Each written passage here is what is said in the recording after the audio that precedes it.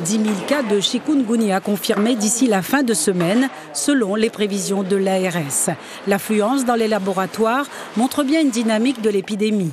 Comme ce jeune homme avec certains symptômes, nombreux sont ceux qui ont besoin d'être rassurés. Je suis parti voir mon médecin traitant hier, donc j'ai expliqué un peu les symptômes que j'avais. Il m'a conseillé d'aller faire une prise de sang au laboratoire, au moins pour être sûr, si c'est soit le chic ou peut-être même la dengue. Donc c'est ce qui m'a amené aujourd'hui ici. La migraine, c'était il y a quelques jours, donc avec du repos, ça va quand même mieux.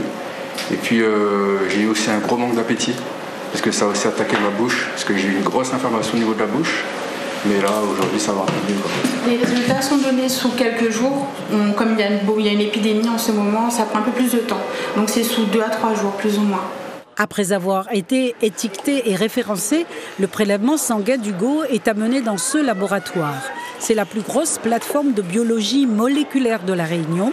Ici, on détecte le chikungunya, la dengue, la leptospirose et aussi toutes sortes d'agents pathogènes comme les IST ou autres.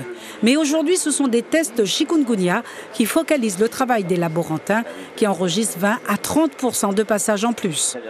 Et ici, on est passé à presque 1000 tests de PCR par jour sur le plateau de biologie moléculaire. Et sur 1000 tests, combien de cas positifs au chikungunya? On a un taux de positivité qui est de l'ordre de 60-65%, ce qui fait 600 à 650 cas positifs par jour. Ici, on a la recherche de dengue. Tous les patients sont négatifs, c'est-à-dire qu'on n'a pas d'amplification du signal. On a le contrôle positif pour dire que ça a fonctionné. Et après, ici, vous avez la recherche de chikungunya. Et le contrôle positif qui permet de détecter si ça a fonctionné, c'est celui-là.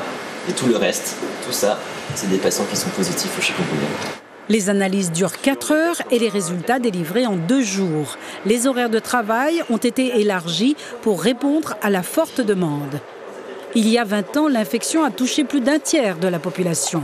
Seul un bilan sanguin peut confirmer une infection qui, selon les professionnels de santé, ne s'attrape qu'une fois en raison de la présence d'anticorps. Alors, il y a 20 ans, on n'avait pas toute cette technologie pour étiqueter l'infection à chikungunya. On s'est basé sur les signes cliniques pour beaucoup de personnes, ce qui fait qu'on ne sait pas vraiment s'ils l'ont attrapé, parce qu'il y a plein d'autres pathologies qui donnent ces mêmes signes cliniques. Donc c'est pour ça, il n'y avait que des tests de sérologie, mais pas de PCR comme actuellement.